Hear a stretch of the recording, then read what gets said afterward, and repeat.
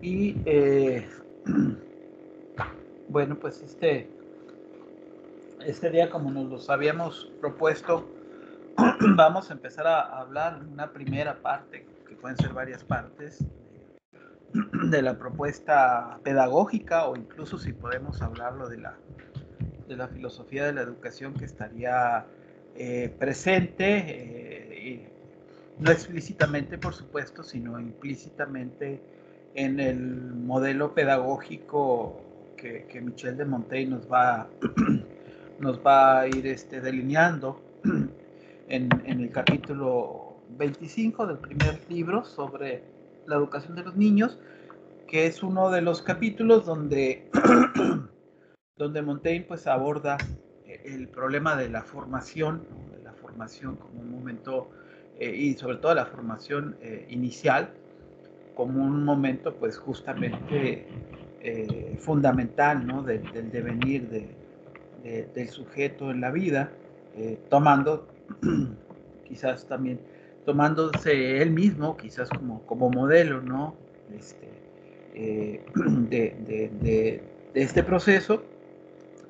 Y entonces en este capítulo que vamos a comentar, pues va dando recomendaciones así muy prácticas, que sin embargo tienen un fondo filosófico que pues vale la pena comentar antes de entrar de lleno al análisis de este capítulo. Pues hay que ubicar un poco el contexto de donde estamos hablando de la visión de Montaigne sobre la formación humana, sobre la educación. Nos ubicamos pues en una tradición que como nosotros sabemos es la tradición propia del Renacimiento, ¿no? De este periodo, de esta primera y contradictoria modernidad que sería el Renacimiento y todo lo que ello implica, ya muy cercano propiamente a lo barroco. El modelo de inspiración es sin duda la pedagogía humanista, el humanismo europeo como el nuevo marco conceptual, el nuevo marco de ideas que implica pues una revisión sobre el lugar del hombre y que desde, desde el ensayo sobre la dignidad del hombre de Pico de la Mirandola, ¿no? Del discurso sobre la dignidad del hombre de Pico de la Mirandola, pues ya centraliza a la figura del ser humano como el origen y fuente de los discursos, de la vida, de la cultura. Bueno, esta pedagogía humanista, sabemos, tiene un desarrollo importante, el que suele ser identificado pues como el padre de este humanismo europeo, lo sabemos, Erasmo, ¿no?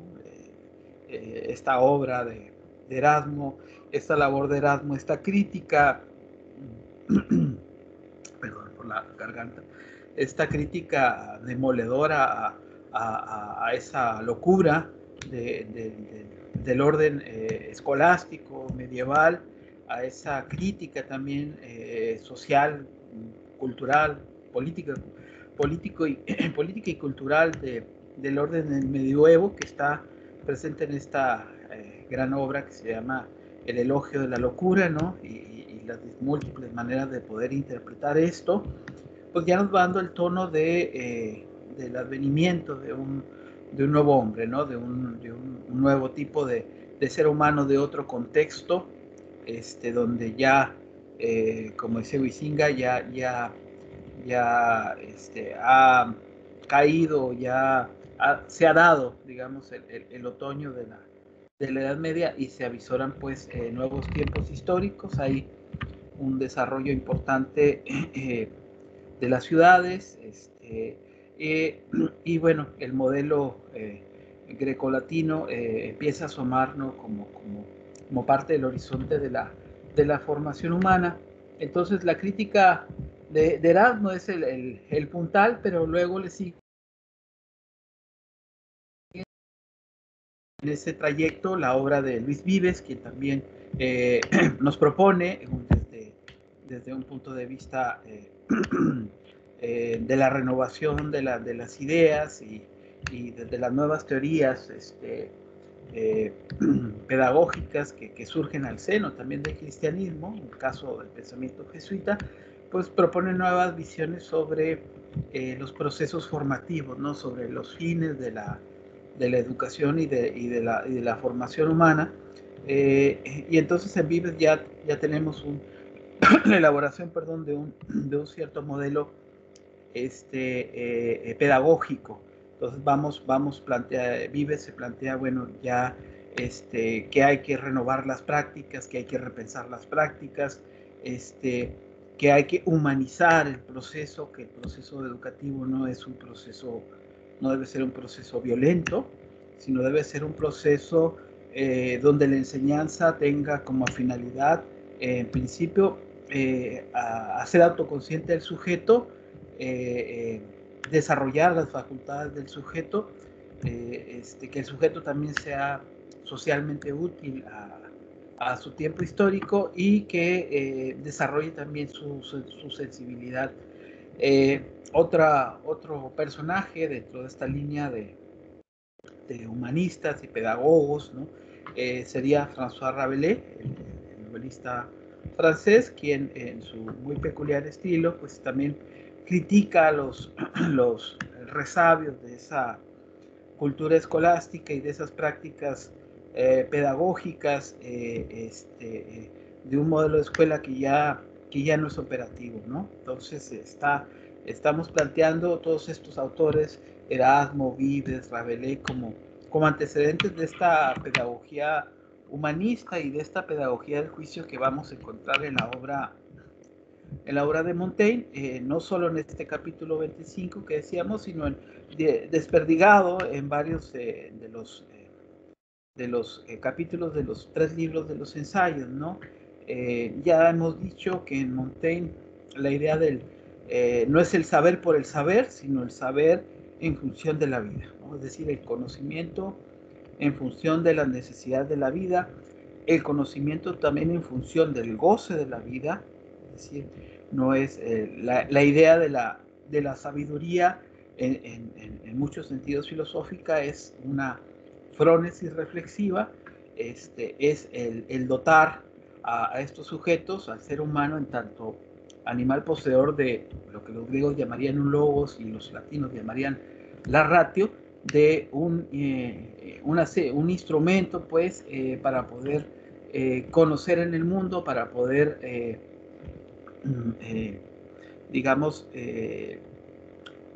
reflexionar en torno a su propia circunstancia, utilizar de la manera más conveniente ese saber en este proceso autoformativo, pues a fin también de quizás, pienso, de tratar de lograr en esta fugacidad que es la existencia, pues tratar de lograr en cierta medida pues ese destino que sería pues la felicidad, ¿no? Por eso, en ese sentido, pues, si queremos pensar en que la educación debe apuntar hacia la felicidad, hacia la autorrealización, es necesario, pues, desterrar un conjunto de prácticas y un conjunto también de procedimientos pedagógicos que más que llevar al hombre a la reforma de sí mismo, lo llevan digamos, al dogmatismo, a la cerrazón y a la ausencia de la autocrítica. Recordemos también el tono que suponen los ensayos, ¿no? Los ensayos suponen eso, ¿no?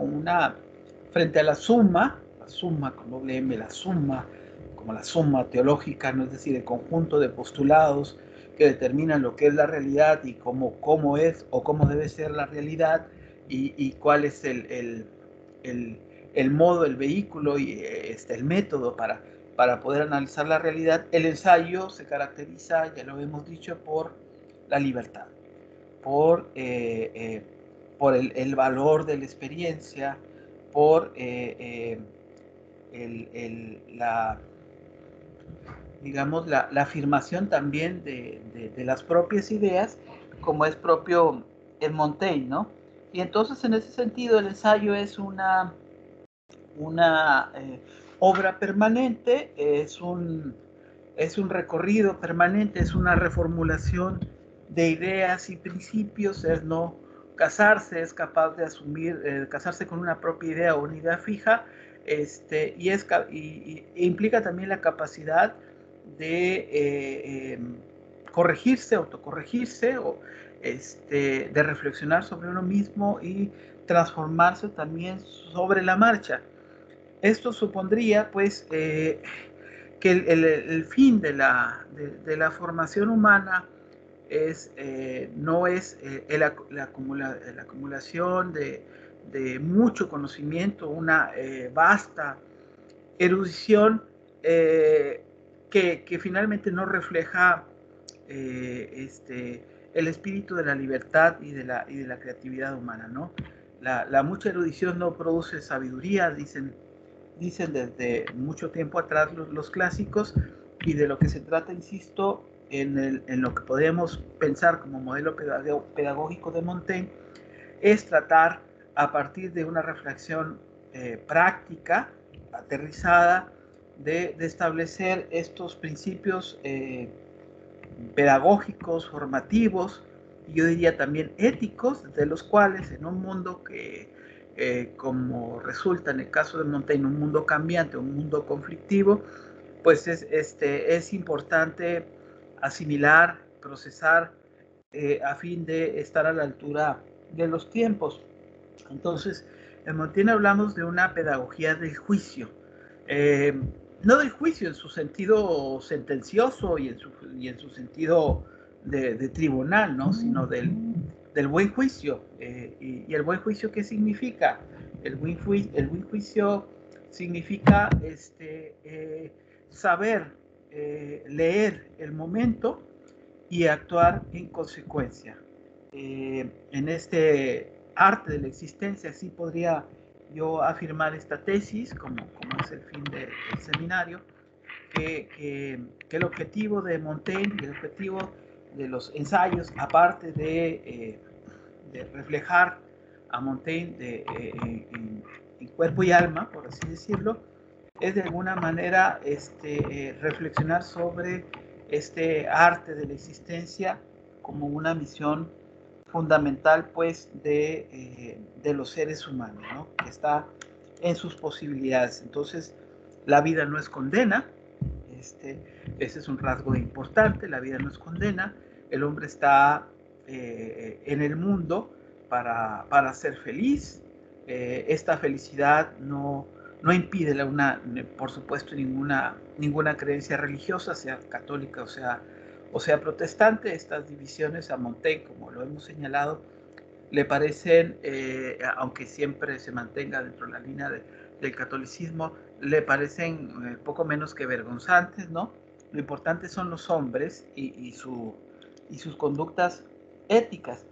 Creo que Montaigne en esta parte de una, o funda sus ideas dentro de una perspectiva antropológica que se puede ligar a esta cultura grecolatina, ¿no? A esta idea que en los griegos, pues, es lo valioso del ser humano es esta posesión de logos, o los latinos que llaman la ratio, ¿no?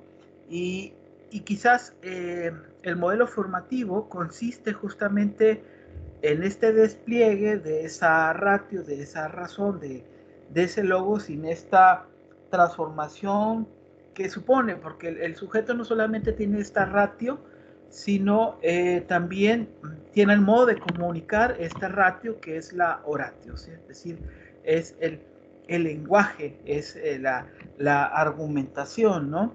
Entre la razón y la argumentación, es entre la razón y el lenguaje en que se expresa esa razón, digamos, se va construyendo la idea del ser humano deseable. Ahora bien, en otra instancia hemos dicho que el modelo de ser humano para Montaigne parte de una concepción de una razón que sobre todo tiene que seguir los principios que ya están de alguna manera preexistentes, ¿no? Hacíamos alusión que parte de este ideal estoico, ¿no? Donde existe un orden universal, y el verdadero arte es que cada ser humano sepa adscribirse a este orden universal en tanto orden natural, ¿sí?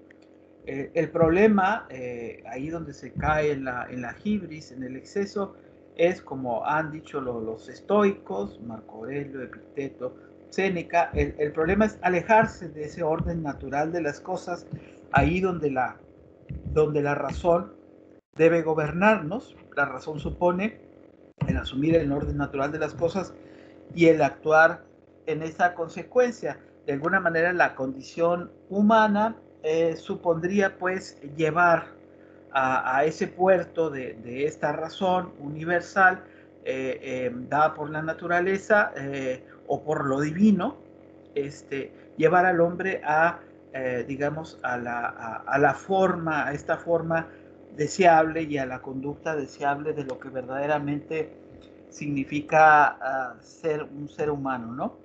Entonces se trata de convertirse en un verdadero ser humano, en un verdadero modelo. Es un asunto de una antropogénesis. Esta antropogénesis, este volverse ser humano, supone la necesidad de este pensamiento reflexivo que debe moderar estos impulsos que también son naturales, porque el hombre, recordemos en Montaigne, el hombre son extremos, el hombre son, ahora sí que hay una dimensión de claroscuros en el hombre. El hombre fluye constantemente entre la verdad y la mentira en su comportamiento y en su manera de apreciar la realidad. Y entonces de lo que se trataría el modelo de formación es de tratar de llevar este carácter fluido que tiene el hombre a un centro de equilibrio, de alguna manera evitar que el hombre salga de lo que debe ser su verdadera naturaleza. El hombre naturalizado es aquel que no se da cuenta, en cierto modo, aquí hay como que ecos también del platonismo, de un socratismo, ¿no? Que no se da cuenta quién es y por lo tanto está desnaturalizado. La educación es llevar en este sentido al hombre a que comprenda su verdadera naturaleza y que consecuencia actúe según su verdadera naturaleza, ¿no? Esto llevado al plano de lo práctico, llevado al plano de lo ético, significa que el hombre sepa quién es. En cuanto el hombre sepa quién es, sabe entonces qué hacer. Sería, pues, creo yo, el hombre extraviado, aquel que sale fuera de su naturaleza. Es el hombre violento, es el hombre que no se puede adaptar, es el hombre que de alguna manera no tiene esta capacidad de dar cuenta de sí mismo. Y en este sentido, sobre la idea de que hay que pensar cuál es el medio por el cual el ser humano puede dar cuenta de sí mismo, es que se va a desarrollar esta propuesta de una pedagogía del juicio del buen juicio en cuanto a que un buen juicio justamente va a dar la posibilidad al sujeto de tomar las mejores decisiones respecto a sí mismo y de entender también que este sí mismo, creo yo, implica también este ser con los otros, ¿no? Esta idea del reconocimiento de esa alteridad, de esa coexistencia. Sería entonces en este sentido el modelo pedagógico que podemos empezar a esbozar en Montaigne, la expresión de un mero individualismo o, o, o, o un modelo egoísta, ¿no? O aristocrático, quizás, como pareciera a veces, ¿no? Cuando esta distinción que se hace o que hace Montaigne en algunos capítulos entre estos espíritus bárbaros e infundados, ¿no? Con una razón demasiado porosa, por así decirlo.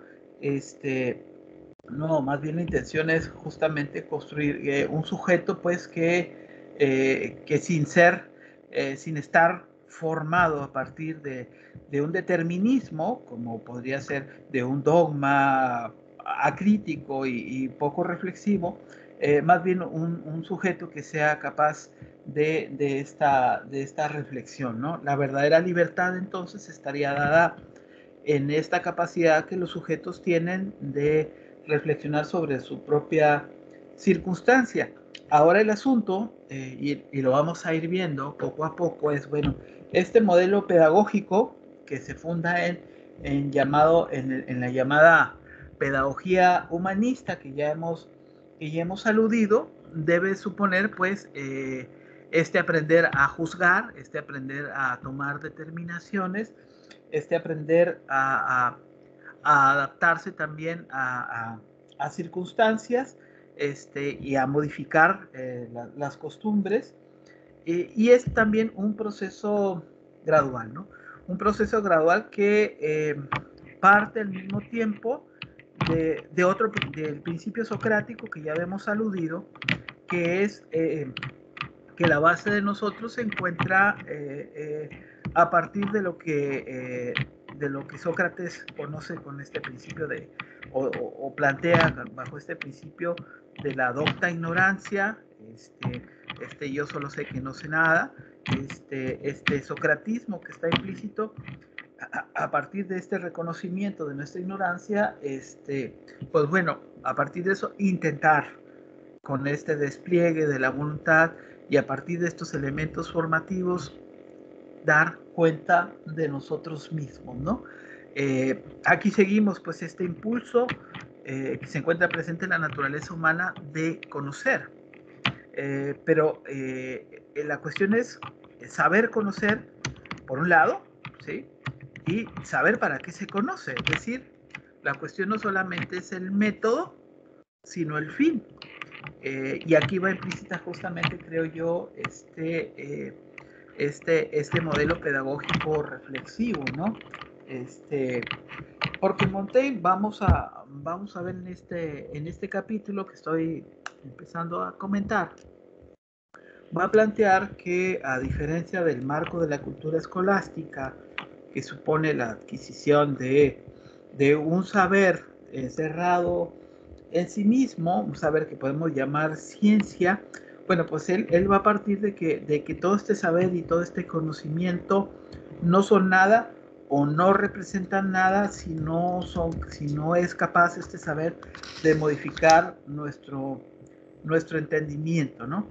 Este entendimiento del mundo no solamente implica el cultivo de la ciencia o de las disciplinas, tal cual, y de los saberes que escolares, sino sobre todo este término de la razón práctica que es tan importante en la filosofía, ¿no? No es nada más la razón pura, sino es la razón práctica, porque la ciencia por la ciencia misma puede ser asunto de especialistas. A Montaigne reconoce la ciencia, pero el verdadero saber para Montaigne es aquel que le ayuda a conocerse mejor y le ayuda a vivir de la mejor manera.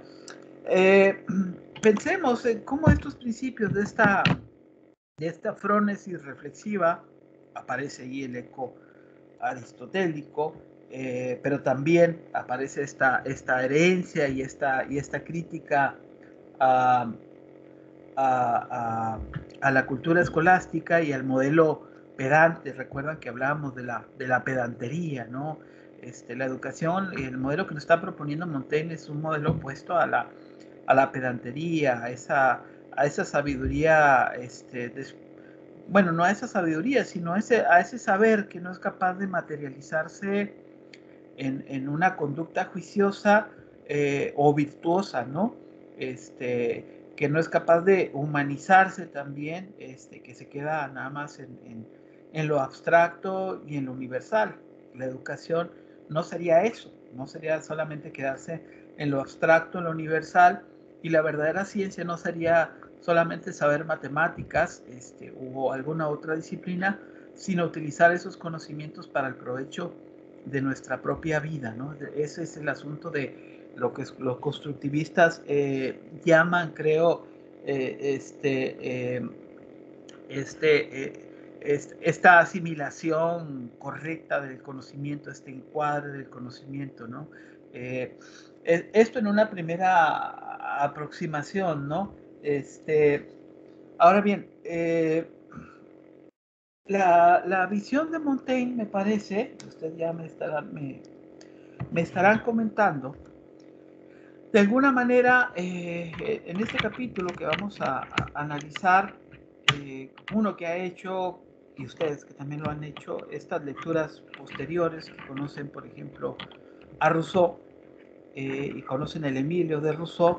Recordemos que en el Emilio de Rousseau, bueno, pues también se plantea un modelo formativo a partir de, prácticamente desde el nacimiento del niño hasta prácticamente su muerte, ¿no? Todo este trayecto formativo. Pero entonces aquí el punto de similitud es, bueno, cómo y cuándo, cómo y de qué manera, perdón, debe ser este proceso formativo de esta alma infantil que va avanzando gradualmente en el dominio y en el conocimiento, el dominio de sí y en la apreciación del conocimiento hasta para hacer ese conocimiento significativo, era la palabra que se me olvidaba ahorita al hablar del constructivismo, ¿no? Este conocimiento significativo, fuera de toda pedantería, no de lucimiento, sino útil para la vida, ¿no? Y entonces, volviendo a Rousseau y comparándolo con un poco algunas ideas que se expresan aquí, pues vemos lo importante de la mirada, del análisis que nos plantea Montaigne aquí, de cuáles son las características que debe tener el tutor y más que las características del tutor, cuáles deben de ser algunos de los principios, creo que pedagógicos que se encuentran ahí presentes. Entonces vamos a leer un poco, pero no sé si antes de entrar en materia, porque esto se trata de un diálogo y no de una clase magistral. Quieren hacer algún comentario, ¿no? De esta parte, compañeros, que tienen algo que señalar, ¿no? Bueno, si no, pues como lo hacemos al final. Y como tradicionalmente lo hago, pues voy comentando sobre el propio capítulo, ¿no? De la educación de los niños, que está dedicado a la señora Diana de Foix, condesa de Guso, que como lo describe Montaigne aquí, pues es alguien, es una especie de conocida o alguien que conoció muy, desde su infancia quizás, es mucho más joven que Montaigne, y de alguna manera está muy al pendiente de sus intereses y de sus conoce a su familia y demás. Suponemos que alguien de la propia región donde vivía Montaigne, o cercana donde vivía Montaigne, y, y bueno, parte de este principio de cómo es la relación entre los padres y los hijos. Los padres pues tienden o tendemos a reconocer nuestros hijos parte de nosotros mismos, en lo mejor, aunque pocas veces en lo peor, ¿no? Pero sí, los hijos en algún sentido pues, son reflejo de nosotros y son reflejo sobre todo de aquello que les ponemos a disposición, ¿no? De la atención y del cuidado o no cuidado que les podemos tener. Y entonces, si vemos reflejados nuestros hijos, aquello que nosotros somos, pues también debemos de ver reflejado nuestros hijos también nuestros defectos.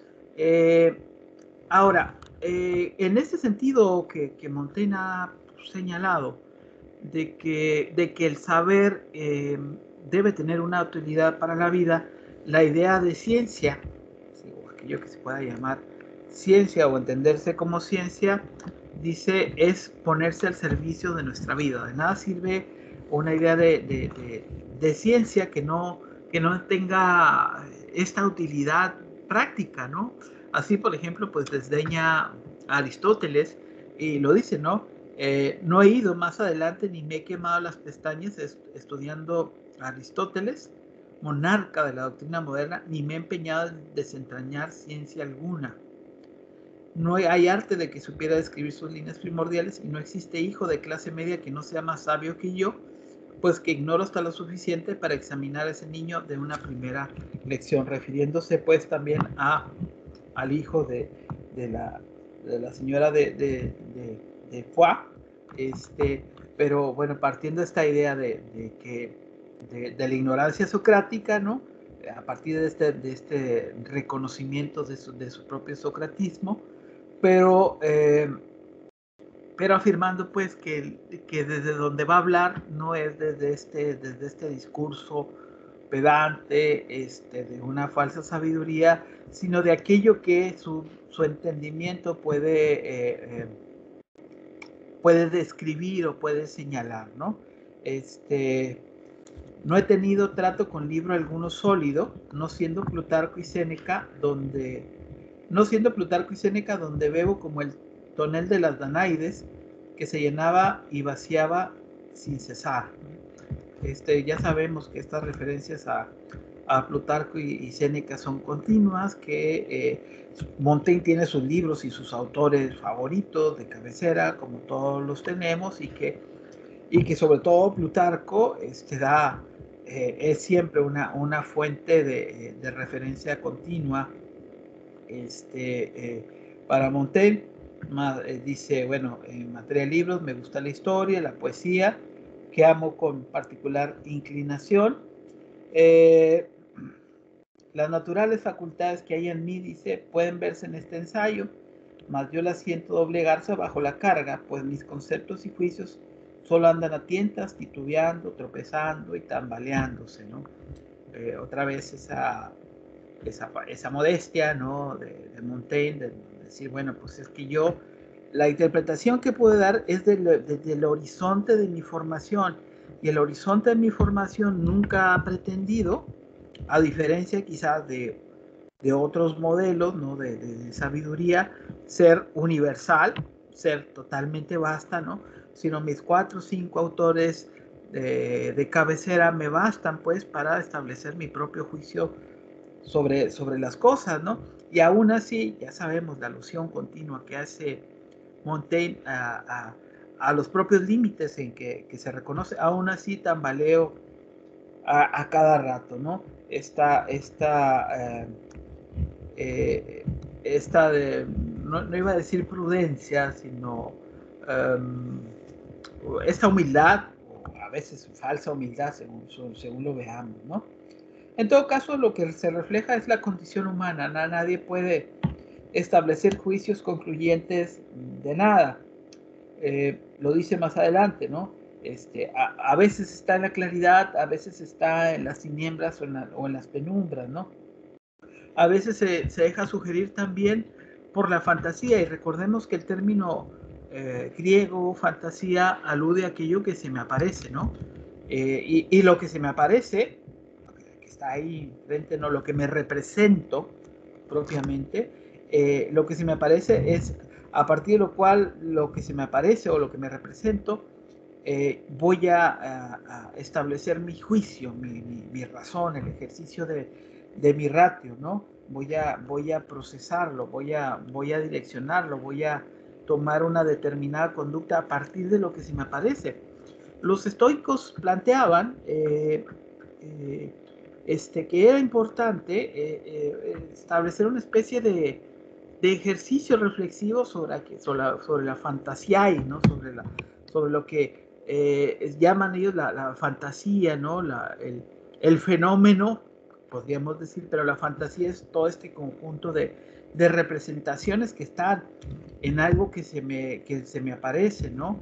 En algo que yo tengo enfrente de mí, y entonces la misión ya que el hombre participa de la razón, entonces el ser humano ha de tener, el ser humano, que ese es el término incluyente, el ser humano ha de tener esta capacidad también como para detenerse, dicen los estoicos, ante la fantasía. ¿Qué significa esto? Significa tener una especie de entrenamiento y de previsión, o de momentos reflexivos. Si bien hay momentos en que algo, por ejemplo, un trueno, nos asusta, o un movimiento de la tierra, algo que o un rayo, nos sobresalta, después entendemos, bueno, de qué se trata, ¿no? De alguna manera, Heráclito ya desde sus tiempos nos decía que hay que estar preparado para lo inesperado. De alguna manera, en tanto que participamos de ese logos, debemos ser capaces también de entrenar nuestras representaciones, en ese sentido también controlar nuestra fantasía o preparar nuestra disposición para ver cómo reaccionamos ante determinados eventos y circunstancias. Señalo esto pues porque aquí Montaigne dice, bueno, las naturales facultades que hay en mí pueden verse en este ensayo, mas yo las siento doblegarse bajo la carga, pues mis conceptos y juicios solo andan a tientas titubeando, tropezando y tambaleándose. Al hablar de cuanto me acude a la fantasía, no empleando más que mis propios y naturales medios, ocúrreme a menudo hallar por azar en los buenos autores los mismos temas que he empezado a tratar, como me ha sucedido encontrar en Plutarco su discurso sobre la fuerza de la imaginación. Subrayemos este asunto que ya hemos estado comentando, ¿no? Lo que la imaginación supone y el entrenamiento para controlar esa imaginación o esa fantasía, ¿no? Me complace, dice Montaigne, que mis opiniones tengan el honor de coincidir frecuentemente con las de sus autores, pero tengo el mérito no existente en todos de reconocer la extrema diferencia entre aquellos maestros y yo. Pues sí, hay coincidencia porque son sus fuentes evidentes de lectura, ¿no? Más adelante dice algo que es una crítica interesante pues a esta idea de este sabio abstracto, de esta figura gris, quizás intelectual gris, ¿no? Muy firmes hay que sostener las riendas para marchar en línea con las personas a que aludo. Los indiscretos escritores de nuestro siglo, que en sus nonadas, de obras siembran pasajes enteros de antiguos autores para honrarse, hacen lo contrario porque esa infinita de semejanza de esplendores da un rostro tan pálido, deslucido y feo a su obra propia que con su ocurrencia pierden más que ganan, ¿no? Esta idea también del adorno, ¿no? Muy propia, que sería algo muy propia del barroco, ¿no? Vestirse con las ropas ajenas o embellecer el propio discurso con el genio ajeno, ¿no? De tal manera que ya es imposible distinguir, como suele suceder en la investigación, lo que es mío y lo que no es mío, ¿no? Entonces la pregunta es, pues, ¿quién soy yo, no? Y así alude, pues, a aquellos, de alguna manera pasa mucho en los filósofos y en los escritores, ¿no? Esto de lucirse con las galas ajenas en el propio Montaigne pasa, ¿no? Existen, dice, dos tendencias contrarias. El filósofo Crisipo no solo mezclaba en sus libros pasajes, sino obras enteras de otros autores. Y decía Apolodoro que si de sus escritos se quitara lo ajeno, quedarían en blanco. En cambio, Epicuro nos legó 300 volúmenes sin hacer una sola cita. Entonces están aquellos que adornan su sabiduría de los juicios externos y que no pueden dar una afirmación sobre el mundo si no se apoyan en la autoridad, ¿no? El gran Aristóteles, por ejemplo, y que se ven como niños temblorosos cuando se les pide que piensen por sí mismos, ¿no?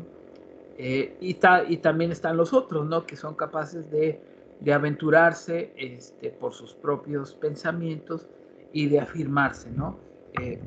Cuestión que también implica un riesgo, pero que también supone un aprendizaje previo, porque yo no diré cosas o no diría cosas si antes no las hubiese pensado lo suficiente. Bueno, esta idea también la podemos trasladar a otra cuestión pedagógica, ¿no? Importante, o sea, esta idea sobre todo en estos tiempos, de la cultura por un lado, una filosofía sin citas sin deudas intelectuales, u otra, una escolástica filosófica donde el sujeto no da un paso adelante si no es citando al filósofo canónico de su predilección. Supongo que otro tanto pues, ha de suceder en el campo de la literatura, ¿no? Porque a veces también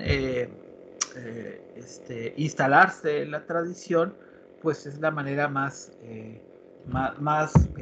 cómoda y eficiente para permanecer, digamos, en la esfera del interés público, ¿no? Continúo. Si, si yo colmase mis escritos, dice, de esos ricos despojos que dije, no haría sino esclarecer en exceso la sandez de los demás párrafos. Reprender en otro mis propias faltas no me parece menos acerero que reprender, como hago a menudo, las de otros en mí, porque han de perseguirme los defectos en todas partes sin darle franquía. Bien sé cuán audazmente procedo queriendo igualarme a mis maestros e ir a la par con ellos, no sin la temeraria esperanza de poder engañar a los ojos de los críticos. Además, no lucho cuerpo a cuerpo con esos antiguos paladines, sino mediante asaltos ligeros y menudas hostigaciones, no arremetiendo y sí solo probando, más amagando que intentando dar. He descubierto que otros se protegen con armas ajenas, sin ni siquiera mostrar las puntas de los dedos, y llevan adelante sus propósitos, como es fácil a los doctos en cualquier materia común, bajo muchos retazos de invenciones antiguas que ellos disimulan y quieren hacer propias. Es como lo que sucede mucho de asumir la teoría como capa protectora, ¿no? O sea, el asumir un paradigma o una postura política o un dogma, ¿no? Y entonces a partir de ahí ya no es imposible, vaya, una comunicación directa. Uno no sabe finalmente si está hablando con el representante de un pensamiento o con un sujeto que es capaz de pensar por sí mismo, ¿no? A las teorías hay que utilizarlas en la medida que nos son útiles, pero no hay que cobijarse como si fueran un paraguas, ¿no? Finalmente las teorías, yo siempre lo he dicho, deben de seguir el dinamismo de la realidad, y nosotros debemos de ser capaces de reconocer cuando estas teorías ya no siguen el dinamismo de la realidad, o cuando ese paraguas, por utilizar estos términos, está lleno de agujeros y deja colar el agua, ¿no? Entonces, importante, ¿cuáles son mis armas y cuáles son las de los otros? Finalmente, todo conocimiento humano, pienso, le debe a los otros, ¿no? Todo es préstamo, diríamos, ¿no? Todo es préstamo, y haríamos bien también en reconocer eso y darle el mérito a quien le corresponda, ¿no? Vestirse con ropas ajenas, pues no habla muy bien de uno mismo, ¿no? Montaigne ya alude a esto que señala continuamente en la estructura de sus essays, de que él utiliza a los otros para explicarse mejor, porque ve que ven los otros, que los otros dicen mejor lo que él quisiera decir, lo dicen con otra profundidad y lo dicen con otro tono, ¿no? Bien, pero ¿de qué sirven o cómo se proyectan estas ideas, ¿no? Si si Montaigne está partiendo de esta docta ignorancia, de este socratismo, ¿qué analogía podemos establecer con esto? Podemos establecer de alguna manera la analogía de esa docta ignorancia con la propia del profesor, ¿no? O con la propia de esta figura, ¿no? Que necesita a los otros, ¿no? Como parte de su formación, para poderle dar más sentido y complementar mejor sus ideas. Un profesor o una profesora lo que tienen es un conjunto de ideas que han sido elaboradas a partir de otros y de sí mismo, a partir de del procesamiento, de la incorporación o la incardinación de ciertas ideas de otros y de la generación de otras ideas o renovación de esas ideas a partir de uno mismo, ¿no? El conocimiento es una cuestión colectiva. Cualquiera que sea mi inepcia, no he pretendido ocultarla, como no pretendería ocultar mi rostro, sino pintar el mío y no otro perfecto. El pintor que me trazara calvo y canoso. Aquí están mis humores y opiniones. Los doy como creencia mía y no como cosa que se deba creer. Y no tiendo más que a descubrirme a mí mismo, siquiera pueda mañana ser otros y nuevas enseñanzas me cambian. No tengo autoridad para que me crean, ni lo intento, ya que me noto harto mal instruido para instruir a los demás. Eh, esta, eh, esta forma de descripción que decíamos es continua, de alguna manera, aunque quien instruye a otros se arme de lo que es ajeno a sí mismo, siempre se va a transparentar. Es decir, no, si asumimos esa teoría, si asumimos esta misión también de instruir a los otros, no podemos desligar lo que nosotros somos de lo mismo que enseñamos. No es posible esta decisión entre la vida del profesor y su enseñanza, ¿no? Enseñanza y vida de alguna manera se interconectan, se entreveran, se entretejen y es a veces más la vida misma que se puede reflejar frente a los otros, el verdadero ejemplo y el verdadero aprendizaje que puede tener alguien que está en un proceso formativo, ¿no? En la tradición de la filosofía clásica se hablaba de la figura de Sócrates como una figura de congruencia, como una figura donde se evidenciaba al parresiastés, la parresia o parresía, es decir, este arrojo, es decir, aquello que uno piensa no solamente con verdad, ¿no? De lo que uno piensa con franqueza, ¿no? De este parler importante, ¿no? No esta simulación ni este ocultamiento también, ni esta indiferencia, ¿no? También ahí podemos ir pensando que el maestro, la maestra no es esta figura neutral e indiferente que está frente a otros, hoy a través de una pantalla, otros que no están frente a él, y sí están, pero no están, otros que puedan ser como indiferentes, ¿no? Y luego, bueno, pues ya que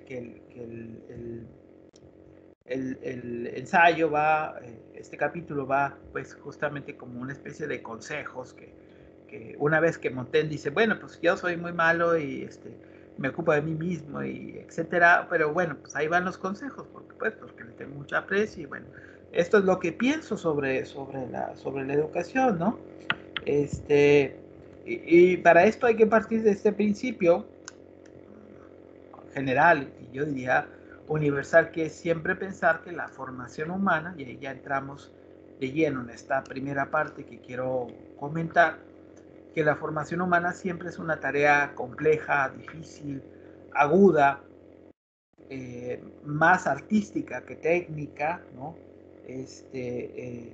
Una de las tareas más complicadas, ¿no? Entiendo que nada ofrece tanta dificultad e importancia en la humana ciencia como lo que trata de la educación y la crianza de los hijos. Es el verdadero oficio complicado de la existencia, ¿no? Por todo lo que implica, ya lo sabemos, ¿no? Porque la enseñanza y la formación supone la continuidad de la existencia, la continuidad de la sociedad, ¿no? Y bueno, la crianza de los hijos es un arte, dada pues la complejidad de esa naturaleza humana que decíamos al principio. El gran problema de esto, y aquí luego Montaigne va a aludir a Platón, ¿no? Creo que Platón decía, ustedes me desmienten, que parte de lo educativo era como si el modelo es paidélico, si el modelo es formativo, es de alguna manera limitar lo impulsivo, lo animal, así más o menos lo dice, que hay en el hombre para llevarlo a su verdadera naturaleza, ¿no? Para conducirlo a la ciencia y a la razón, ¿no? Entonces, ese es un gran reto, ¿no? Cómo llevar esto a la verdadera naturaleza, a ese conocimiento, pero más que a ese conocimiento significativo, sustentado en la formación de esa naturaleza humana reflexiva, a esa pedagogía del buen juicio que hemos estado señalando, ¿no? Es cierto, dice, se necesita poca industria para sembrar hombres, cualquiera puede tener hijos, y en cambio, una vez que nacen, los cargan de diversos cuidados, preocupaciones y temores para crearlos. De aquí pues que el proyecto formativo del ser humano es la gran tarea, ¿no? La cría, y aquí una reflexión que podríamos decir se ubica dentro de la filosofía de la educación, ¿no? Las crías de los osos y de los perros siguen sus inclinaciones naturales, ¿sí? Un animal llegará a ser aquello que está destinado a ser de acuerdo a su propia naturaleza, ¿no? Pero los hombres, en virtud de costumbres, opiniones y leyes, cambian o se enmascaran con facilidad, ocultando bajo ese disfraz las propensiones espontáneas que tienen. De ahí pues la variabilidad, o sea, este ser humano no es solamente un ser biológico, ¿no? Que tiene determinadas necesidades biológicas que sustentar, ¿no? Que cumplir, sino que aparte es un ser mucho más complejo, mucho más diverso, ¿no? Que vive en distintas partes, que profesa distintas creencias o credos, que cambia, como dices, en enmascara con facilidad, ¿no? Y entonces esa labor hace mucho más compleja, mucho más complejo este proceso formativo, ¿no? Este principio que decíamos que tiene que ver con la variable naturaleza humana, ¿no? ¿Cómo ir encaminando? Si es así, si el ser humano es diverso, entonces el problema es cómo encaminar esto que por su naturaleza es así, para ir llevando poco a poco, ahora sí que el detalle de esto de que poco a poco al ser humano ahí a donde tiene que ir, ¿no? Dice, opino que debe acostumbrarse los niños a las cosas mejores y más provechosas, y que se debe mirar poco a esas menudas adivinaciones y pronósticos que sacamos de los impulsos de su infancia. Creo que Platón en su República da esto excesiva autoridad. Gran ornamento es la ciencia, señora, y cosa de maravilloso servicio. Y luego ya pasa más adelante aquí para ir aprovechando, pues hay más cosas, por supuesto, ¿no? Y aquí habla, bueno, ¿cuál sería como el modelo del profesor o la profesora o el perfil, ¿no? Que debería cumplir esta figura formativa del niño, ¿no? Dice, el preceptor que deis a vuestro hijo y de la elección del cual depende toda la educación que el niño reciba, ha de reunir varias otras grandes partes, además de lo que aquí menciono. Mas en ellas no me entrometo. Un hijo de buena casa, dice, si busca las letras, no lo hará por la ganancia. Pensar, a ver, primer punto, ¿qué significa esto? A ver, un hijo de buena casa, si busca las letras, no lo hará por la ganancia, fin abyecto e indigno de la gracia y favor de las musas y además concerniente a otros y dependiente de otros, ni tanto por ventaja externa como por la propia. Es decir, si conocemos o aprendemos, ¿sí? Si nuestros hijos aprenden es porque es no por nuestro bien, sino por su bien. No porque tengan que cumplir algo por obligación, sino porque lo deben cumplir porque eso es por su bien. Y los primeros convencidos de que es por su bien deben ser ellos. Si ellos no están convencidos de que ir a la escuela tiene sentido, pues por más que los queramos convencer, simple y sencillamente no podrá hacerlo, no se acostumbrarán, no estarán convencidos, pues. Entonces, aquí la cuestión es siempre tener presente los fines y que de alguna manera el niño sepa cuál es la ventaja, cuál es la ventaja de ir a formarse, ¿no? ¿Cuál es la ganancia en este sentido? Pero no una ganancia pobremente pensada, no una ganancia como un fin inmediato, como ahora resultan estas tendencias, ¿no? De que buscamos ya pensar, más que pensar en la formación, pensamos en el dinero que vamos a ganar.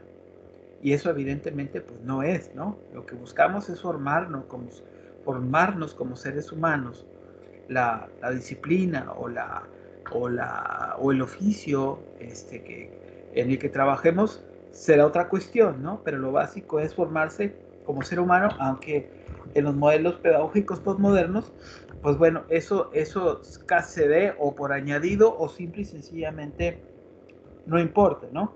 Entonces, ¿cuál es el sentido de ese enriquecimiento, no? Tendiendo más bien, dice, a ser hombre apto que hombre sabio. Ser hombre apto que hombre sabio. Apto para hacer cosas y no de esa sabiduría abstracta que ha criticado justamente esta pedagogía humanista, ¿no? La pedagogía abstracta, pues, no se concretiza, no se materializa en actos específicos, ¿no? Gustaríame que se procurase buscar a vuestro hijo un profesor que tuviese la cabeza antes bien hecha que bien atestada. Aquí esta expresión está interesante, ¿no? Un profesor que tuviese la cabeza antes bien hecha que bien atestada. ¿Atestada de qué? De conocimiento, ¿no? Atiborrada de conocimiento. Y una cabeza bien hecha significa un profesor que tenga buen juicio, ¿no? ¿Sí? Claro que lo ideal es que tenga buen juicio y aparte tenga suficiente conocimiento, pero sobre todo el buen juicio, lo que hemos dicho, es el horizonte desde el cual se está pensando este modelo pedagógico humanista, ¿sí? El buen juicio, que es el que lleva al sujeto a tomar las decisiones correctas sobre sí mismo y sobre su interacción con los demás. Aquí sería interesante pensar si las pedagogías contemporáneas y los modelos formativos, o sea, el modelo formativo, la filosofía de la educación que subyace en ello, están pensando justamente en esta pedagogía del juicio o nada más en un mero sentido pragmático, donde el juicio va en función de otras cosas y no de este verdadero sentido reflexivo, ¿no? El juicio eh, cede, digamos, ante lo instrumental, ¿no? Porque aunque se requieren las dos cosas, más valen las buenas costumbres y el buen entendimiento que la ciencia. Más valen las buenas costumbres y el buen entendimiento que la ciencia. Porque incluso la ciencia nos puede hacer en ese sentido egoístas si no está provista pues de esas buenas costumbres, supondríamos una especie de moral y este buen entendimiento que supondría estas capacidades reflexivas, ¿no? Todo esto como para pensar justamente nuestros escenarios o los escenarios de estos modelos formativos que hemos tenido en la vieja normalidad y ahora en la nueva normalidad y luego que será después en la post-normalidad o como se vaya a llamar, ¿no? ¿Qué será buen entendimiento? ¿Qué será buen juicio? ¿Qué serán buenas costumbres? Hay muchos elementos como para pensar, ¿no? Es usual verternos cosas en los oídos como quien vierte en un embudo, y el cargo del maestro suele consistir en repetir lo que ya se nos ha dicho.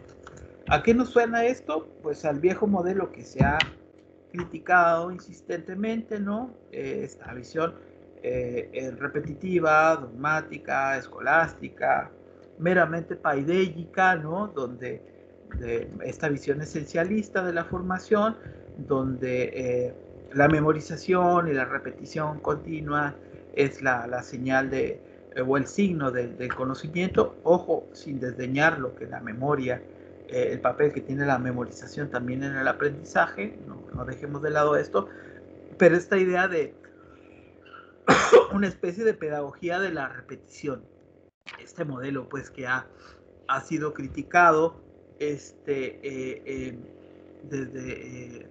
a partir de la ruptura pues de este modelo escolástico que se fue fragmentando con la emergencia del humanismo europeo, ¿no? El cargo de maestro suele consistir en repetir lo que ya se nos ha dicho, como a veces sucede también en la universidad, ¿no? Quisiera yo que se corrigiera esto y que desde el principio, según los alcances del alma que se le encomiende, empiece el profesor a ponerle en buena senda, haciéndole probar las cosas, elegirlas y discernirlas por sí, a veces abriéndole camino, a veces dejando que el discípulo se lo abra.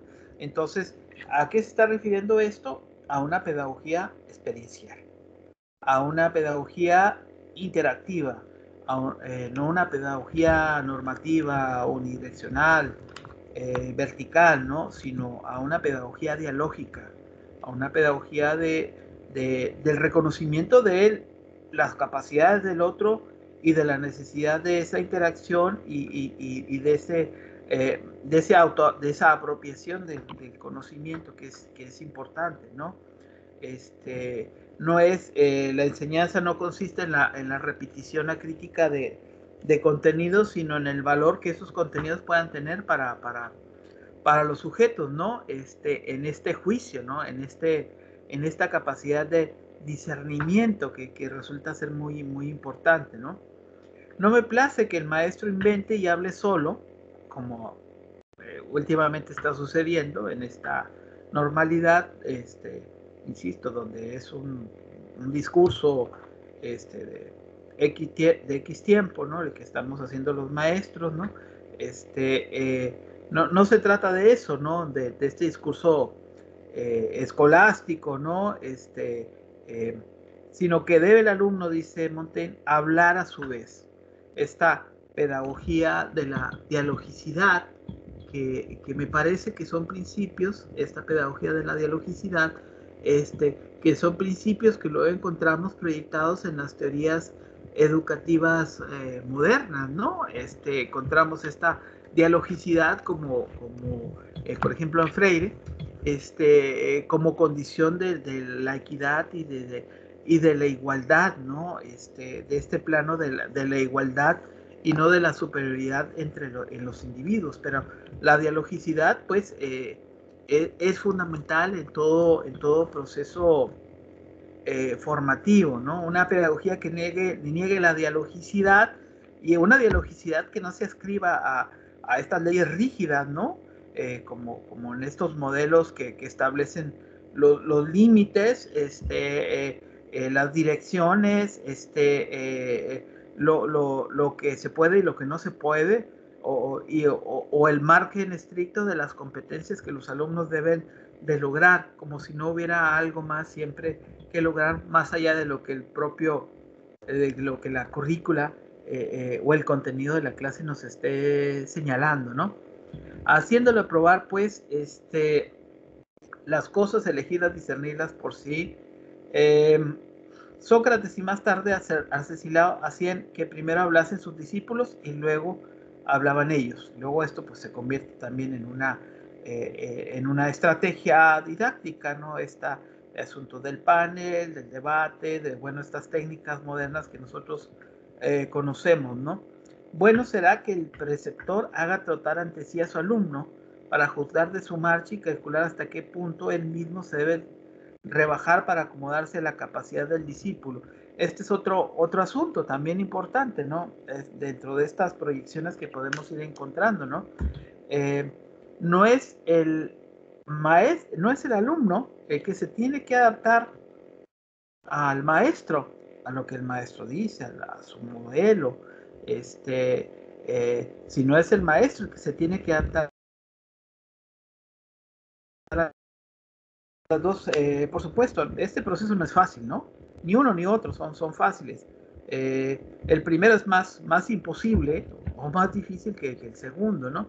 Y más bien el segundo, que el maestro se acote o se adscriba o se acomode, como dicen, a la capacidad del discípulo, no solamente es necesario, sino debería ser obligatorio. Y para ello, pues hay que tener una actitud y hay que tener una aptitud, ¿no? Y hay que tener un ethos específico. Aquí alude a otra cuestión, ¿no? Ser maestro significa querer ser maestro. Se es maestro también por un proceso formativo. Una cosa es estudiar para maestro o formarse para maestro y otra cosa es ser maestro. Ser maestro, maestra, significa, por lo menos para mí, darse en la disposición del encuentro con los otros.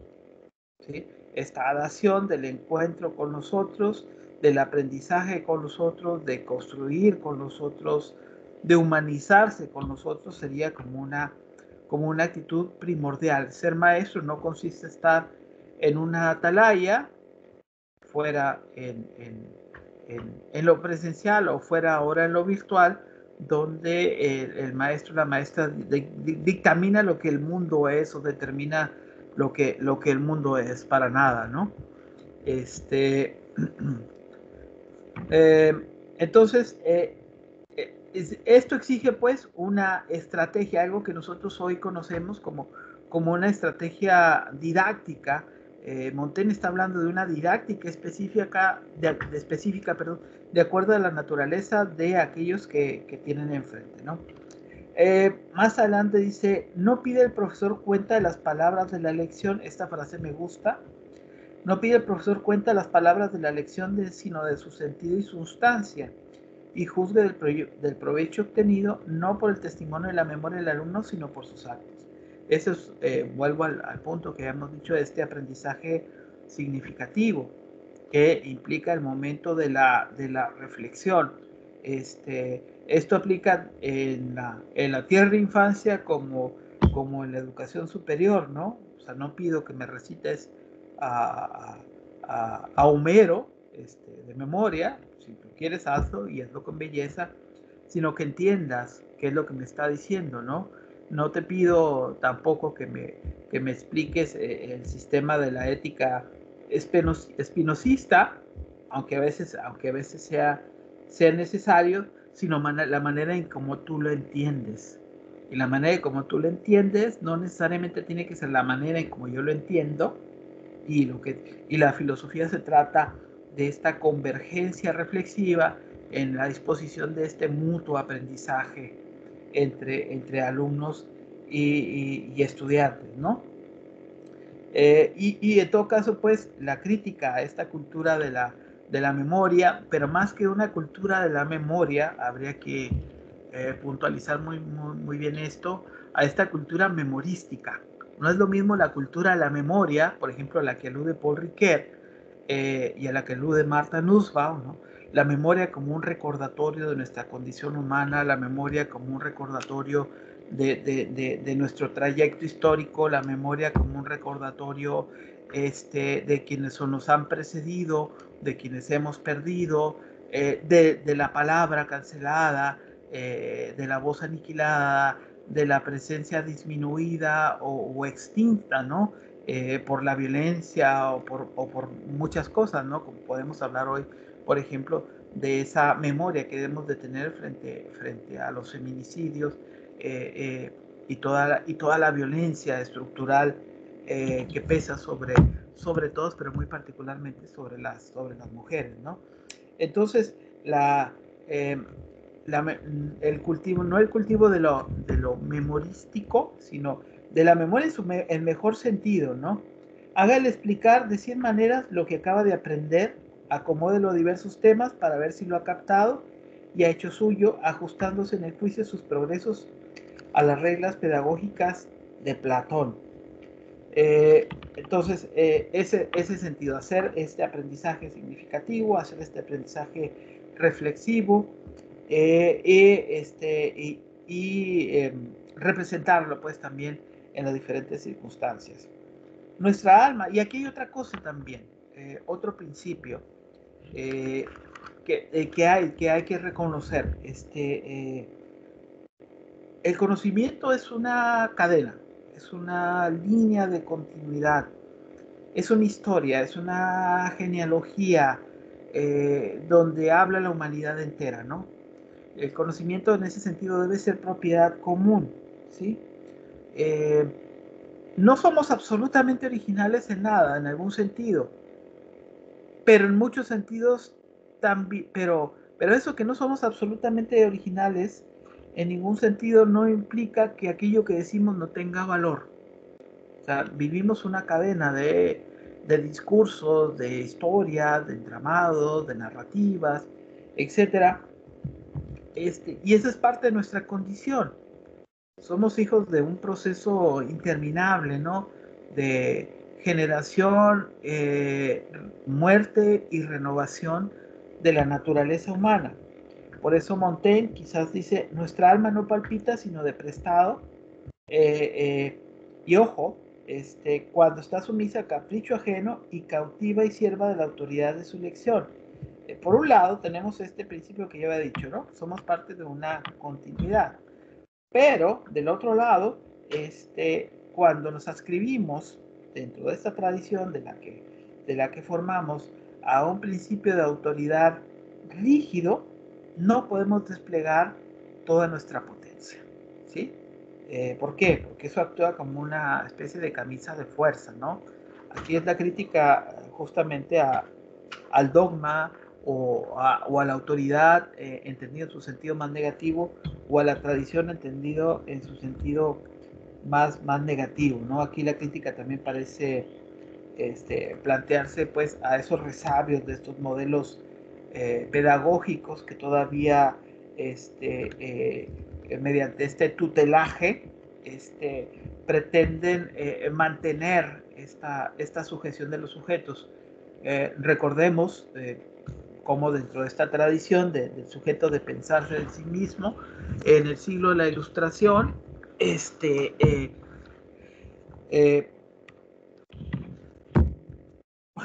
Kant, ¿no?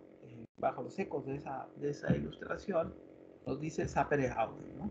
Aprende a valerte de ti mismo, aprende a ser autónomo, libérate de las cadenas que tú mismo tienes y tú mismo mantienes, ¿no? Que eso es. Entonces, aquí se asoma otro tema que podemos luego ir potencializando, ¿no? La educación como un acto de emancipación humana. La educación como un acto de constitución de sí mismo a partir de la propia emancipación y el papel que lo educativo tiene en esa emancipación. Dice, vuelve a la anécdota, ¿no?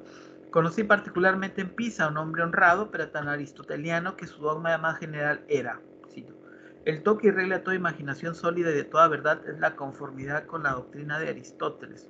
Fuera de esto no hay más que inanidades y quimeras, porque Aristóteles lo vio todo y lo dijo todo. Este principio que dice Montaigne suena mucho también en filosofía, ¿no? Quien dice que la filosofía no es más que notas a pie de página de Platón y de Aristóteles, ¿no? Como si fuera de ellos no hubiera nada más, ¿no? Evidentemente que esto no es así, ¿no? No podemos enseñar o no debemos enseñar bajo esta idea de los dogmas fijos e inamovibles. Debemos partir de este principio dinámico del conocimiento, debemos de confiar y propiciar esta capacidad reflexiva en esta ratio que decíamos de los sujetos, para que piensen por sí mismos, para que reflexionen en torno a lo que se les enseña, para que entiendan el sentido y se apropien de lo necesario. Dice Montaigne, que el preceptor lo haga pasar todo por el sedazo y nada aloje en la cabeza del niño por su mera autoridad y crédito, aunque sea el mejor profesor o profesora del mundo, ello no es suficiente. Si el alumno debe tomar por sí mismo aquello pues que debe tener, que tendrá sentido para él, ¿no? No tome por principio los de Aristóteles, como no tomará los de los estoicos epicúreos, por más buenos que estos parezcan, sino propóngale esa diversidad de juicio, o le llamamos pluralismo, y que el alumno elija si puede y quédese en duda si no, porque también la duda, y aquí está bien, pedagogía de la duda, pedagogía de la pregunta también. El alumno debe en este cultivo del juicio, de la pedagogía del buen juicio, la pregunta resulta esencial y la respuesta también, ¿sí? Si logramos que nuestros alumnos pregunten, participen, dialoguen, la cosa va bien. Si no, la cosa hay que ponerle señales de alarma a la cuestión, ¿no? Porque ese es otro de los grandes retos y de las grandes dificultades también que estamos experimentando hoy en día, ¿no? Si una, es como en filosofía decimos, ¿no? Si uno resulta totalmente convencido de algo, quiere decir que ese algo, una teoría, un autor, un principio, quizás no fue lo suficientemente intenso como para hacernos dudar de su propia veracidad, ¿no? La filosofía en todo caso no da certezas concluyentes, ¿no? Y aquí hay una frase que está en italiano que me gustó mucho, ¿no? Eh, que non men, que saber dubiar me agrada, porque más que saber, dudar me agrada, ¿no? Esto lo dice Dante en el canto 11 del infierno, de la Divina Comedia, ¿no? Entonces, esta duda, ¿no? Esta duda persistente que también al mismo tiempo es el fuego de la pregunta, ¿no? Y de la reflexión y todo lo demás, ¿no? Porque si el niño toma por suyas de las opiniones de Genofonte, supongo, de Platón, de ellos serán y no de él, ¿sí? Quien a otro sigue, no sigue nada, ni encuentra nada, ni siquiera busca nada, ¿okay? Porque ahí no hay reflexión, ahí donde no hay discernimiento. Es cierto, dice, ha de conocer las ideas de los autores, no aprender sus preceptos, y si es menester, olvide resueltamente de quién las aprendió siempre que se las sepa apropiar. Insisto, esta idea de finalmente las ideas son propiedad colectiva, pero obviamente es necesario conocer el punto de vista de los demás y reconocer también la participación que los demás tienen en nuestras propias ideas. No hacerlo significa no solamente un acto egoísta, sino un acto contra la verdad. Finalmente aquí va llegando a esta idea, bueno, entonces finalmente, cuál es el fin de esta formación? ¿Cuál es el fin de este estudio? Ya habíamos dicho que Montaigne dice, bueno, es que no se tiene que pensar la formación desde un punto de vista como que utilitario, ¿no? Sino de un punto de vista de esta sabiduría para la vida. Allá nos debe llevar la educación, ¿no? Esa es la verdadera utilidad, ¿no? De formarnos como seres humanos, ¿no?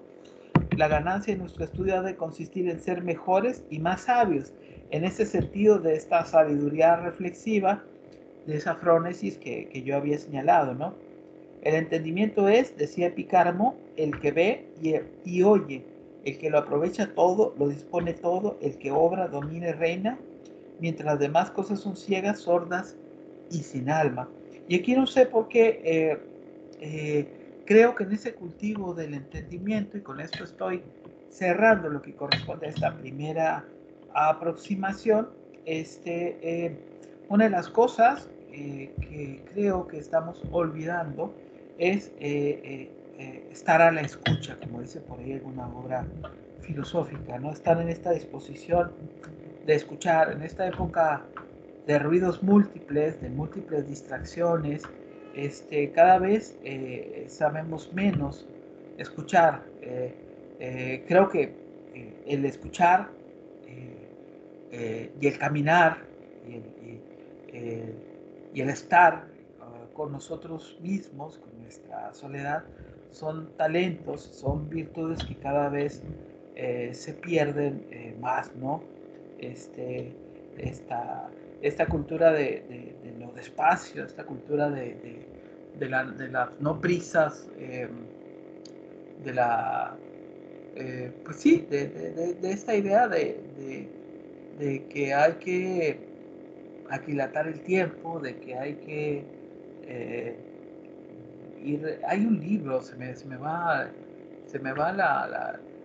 del elogio a la lentitud, ¿no? Esta idea, ¿no? De que hay cosas que merecen esta lentitud y que también decíamos que hay que estar en esta disposición de reaprender a escuchar en estos tiempos en que no solamente no nos vemos, sino no nos escuchamos, ¿no? Que ahí también hay sabiduría en este escuchar, ¿no? Si dejamos de lado todo eso, pues entonces ¿de qué sirve todo el conocimiento? No hagamos pues al entendimiento servil y cobarde para no darle la libertad de no hacer nada por sí. Me quedo con esto. ¿Qué es un entendimiento servil y cobarde?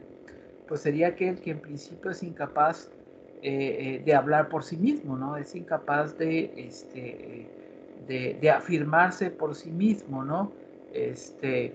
El conocimiento o el entendimiento, si no es libre, si está determinado por los otros, pues no realiza los fines verdaderos de la educación. Creo yo que vamos a seguir encontrando en estos comentarios que hace Montaigne en este capítulo en particular, muchos elementos que tienen una proyección muy interesante para nuestro presente, ¿no?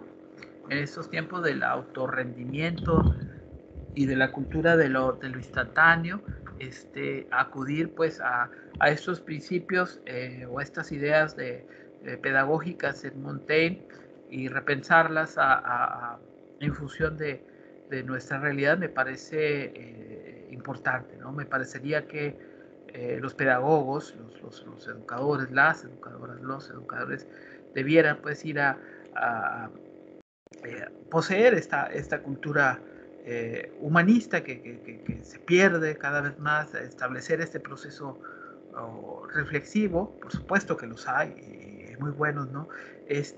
Pero sobre todo lo que pienso yo es, sobre todo en el contexto de estas nuevas realidades, sean transitorias o definitivas, lo importante pues que es volver a los términos más básicos, ¿no? Que se ha hablado aquí: dialogicidad, practicidad, reflexión, entendimiento, sabiduría práctica, emancipación, libertad, principios todos que creo que valen mucho la pena. Y muy bien, pues hoy han estado así como que a la espera de que yo dijera así como una especie de mega discurso, lo he dicho, creo que un poco más consciente o más, con un poco más de talento que la vez pasada, ¿no? Pero bueno, abrimos el espacio a preguntas breves o comentarios breves, que ya estamos sobre el tiempo. No sé si quieren hacer algún comentario. Buenas noches, profesor. Buenas noches, Elías. Sí, me escucho bien ahí, ¿verdad? ¿Perdón? Sí, me escucho bien ahí. Sí, lo escucho bien.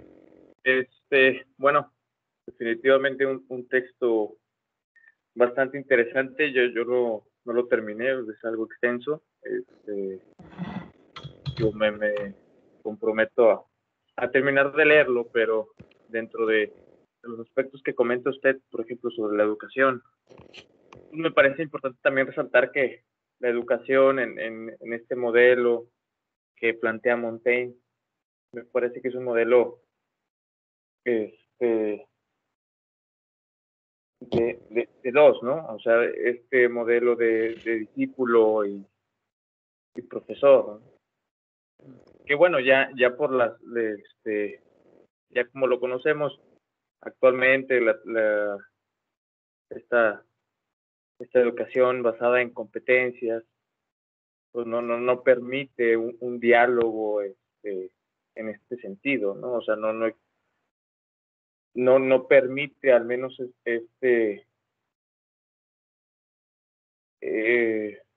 ¿cómo decirlo? Esta educación tan íntima, bueno, porque hay cierto grado de intimidad, hay un vínculo más cercano con el alumno. Y bueno, de eso, justamente también lo de la memoria, que bueno, todo viene a este formación competitiva, ¿no? Que es memorizar, exámenes, etcétera.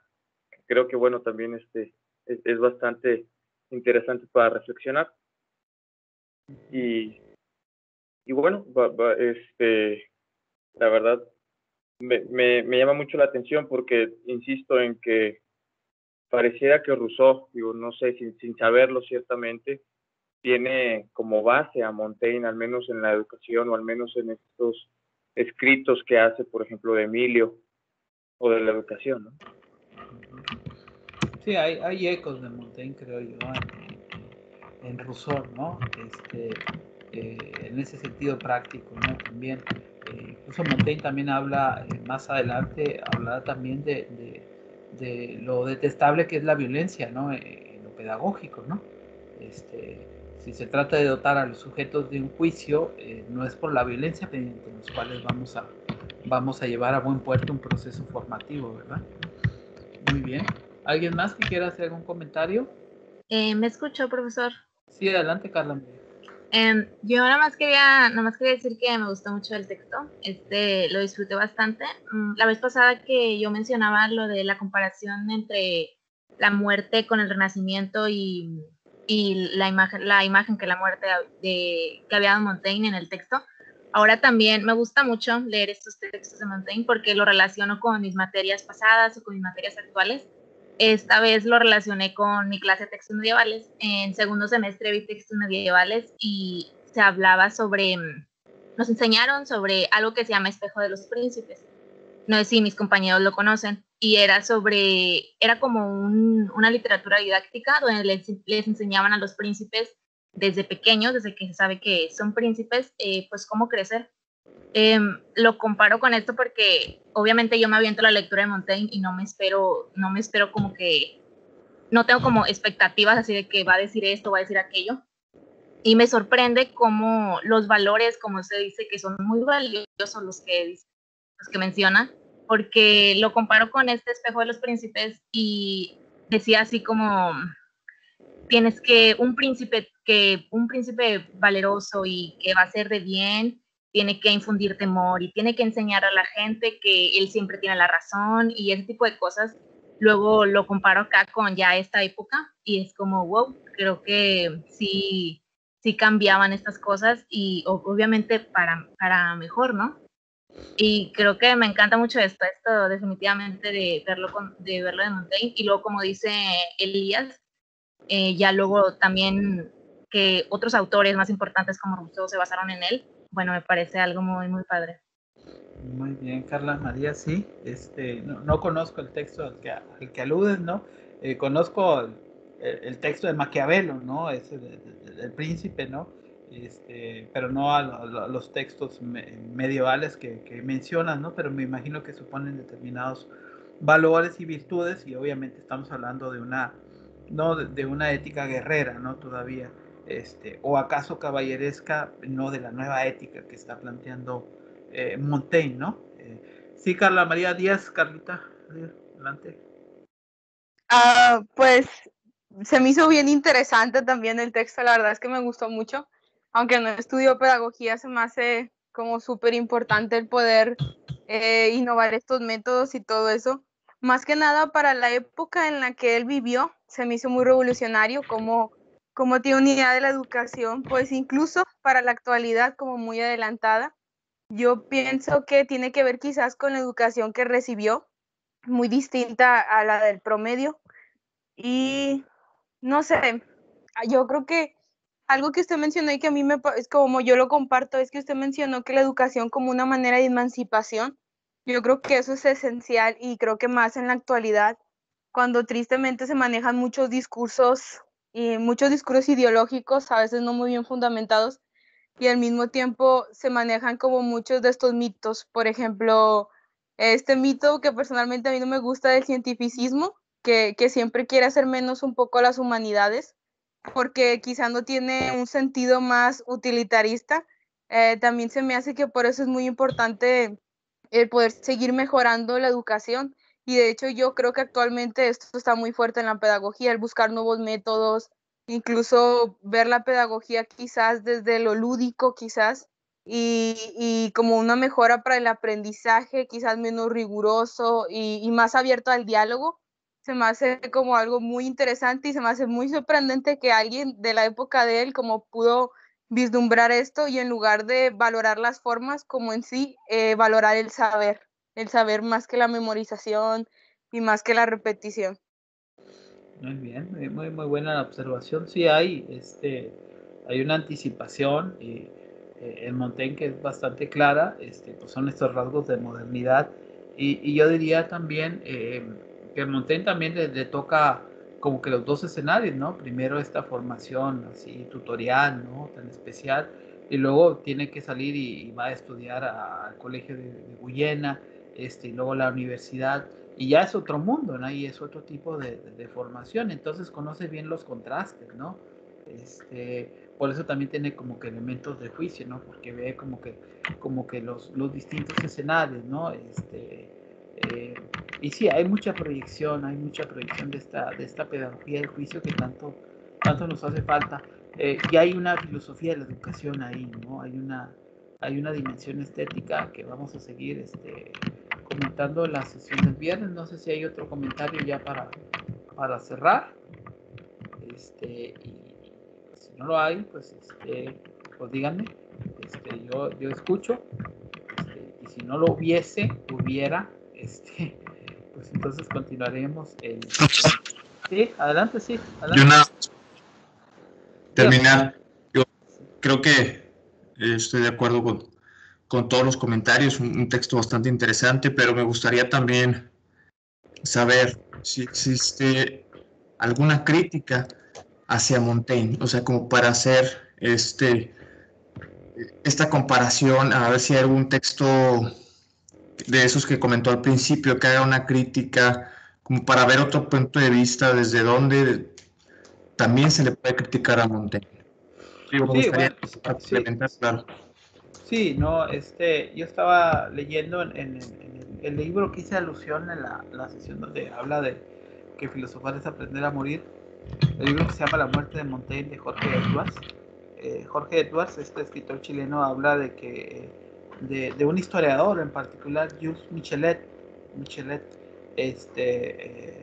que respeta mucho a Montaigne, pero por otro lado lo desprecia, ¿no? Lo cataloga algo así como un individualista, como casi como un antiejemplo, ¿no? Entonces sí, obviamente hay otros, hay críticas a esta visión aristocrática también, ¿no? O sea, tiene como que flancos también y tiene contradicciones el personaje, ¿no? De alguna manera, Montaigne es un personaje que se ha creado a sí mismo, ¿no? Que se ha cubierto también de un ornamento que es esa cultura también, pero no deja de ser alguien aristócrata, alguien que ha tenido la fortuna, por una serie de eventos, ahora sí que afortunados, de tener esa posibilidad de ese tipo de vida, ¿no?